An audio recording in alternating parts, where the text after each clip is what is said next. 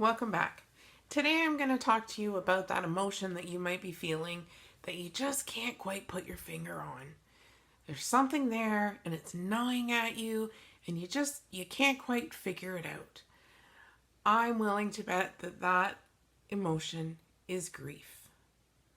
Now, grief is not something that we only feel when we lose someone from our lives, when someone passes away.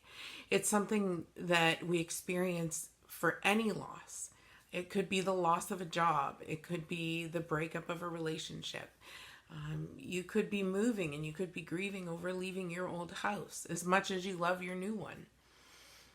So in this moment, in this day and age, and this time that we're going through right now,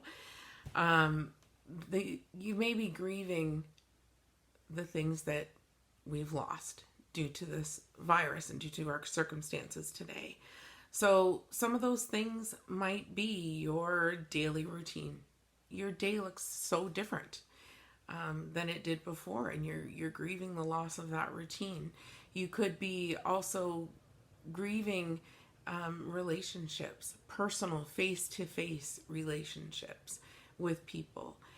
It's vitally important to stay connected, but it's going to look different, and we may be grieving that in-person connection.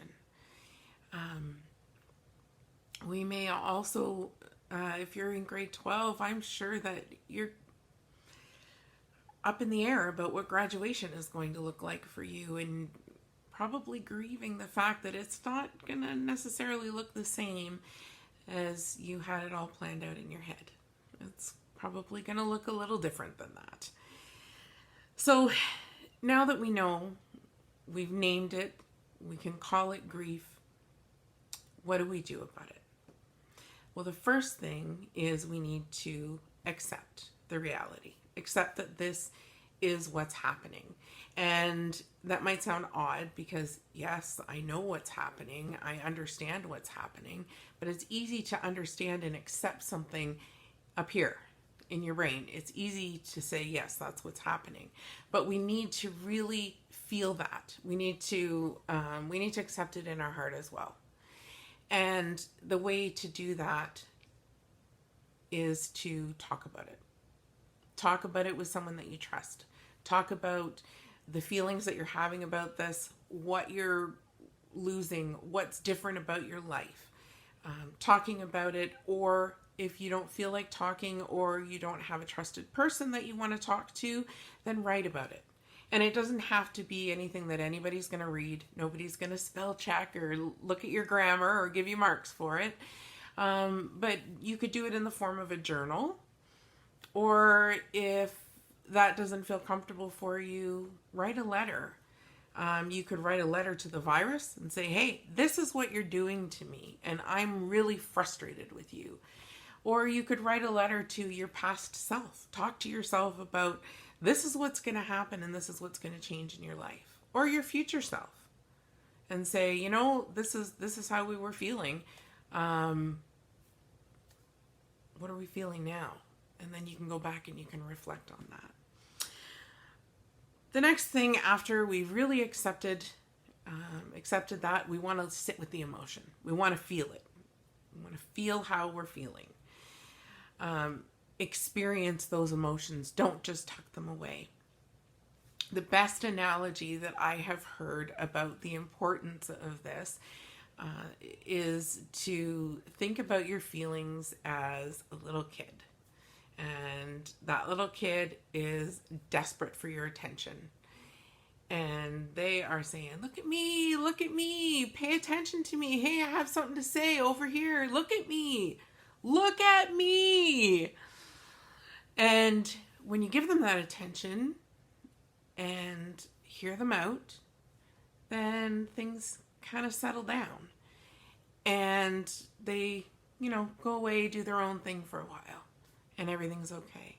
Now, once in a while, they are going to pop back up and they're going to start saying, hey, look at me. Although it might not be as loud, it might not be as intense, and it probably won't be as often. but you'll still need to pay attention. You still need to acknowledge those feelings that, yes, I'm feeling this, and this is why I'm feeling that way. And it's okay to feel that way. After you have sat with your feelings, paid attention to them, satisfied them, then it is time for you to start to embrace a new normal. Because normal is no longer normal. So we need a new normal. I hate that word normal, because really, what is normal? But we will have a new normal. And so we need to decide what that's going to look like. Take some time, visualize it, think about things. Visualizing is a very powerful tool. It helps you to get comfortable with something. Pembina Valley Pharmacy, I have to give you guys a shout out because I thought this was awesome. They had posted a video online about what it looks like in their store and how they are practicing social distancing to keep everyone safe. So they actually did a video that walked you through how to make your transaction in the store now and what the store looks like and how it's changed. And so now, for me personally, when I go into that store and I need to make a transaction, I know what they're expecting. I know what it's going to look like. And I feel comfortable going in there and doing that transaction because I'm prepared, because I feel like I've done it. I feel like I've already walked through that process. So visualization is a very, very powerful tool. So you need to decide, what is my new routine going to be? What is life going to look like? What does school look like for me now? What does socializing look like for me now? What does my free time look like for me now? How am I going to get some satisfaction out of my day and out of the next few weeks or few months while I have this different type of normal? Okay? What's it going to look like if I need groceries? How am I going to manage that? So think those things through and then visualize it. Walk through it in your head. So whatever your new normal is, whatever you decide, make sure that you've woven hope through every little bit of that. We want to stay positive because there are ways that we can get around all of these obstacles that are in our way, and we will make it through and we will make it work. We are adaptable and we are going to get through this. All right. And once we have a positive attitude about things and we've adjusted to our new normal, then you'll be surprised how many things you'll see that you're enjoying and how many good things are coming out of this. And when things get back to our old normal, there might be some things that you grieve that you miss about your current normal. Who knows? Anyways, that's it for today. Stay well, stay safe, stay healthy. I'll see you soon.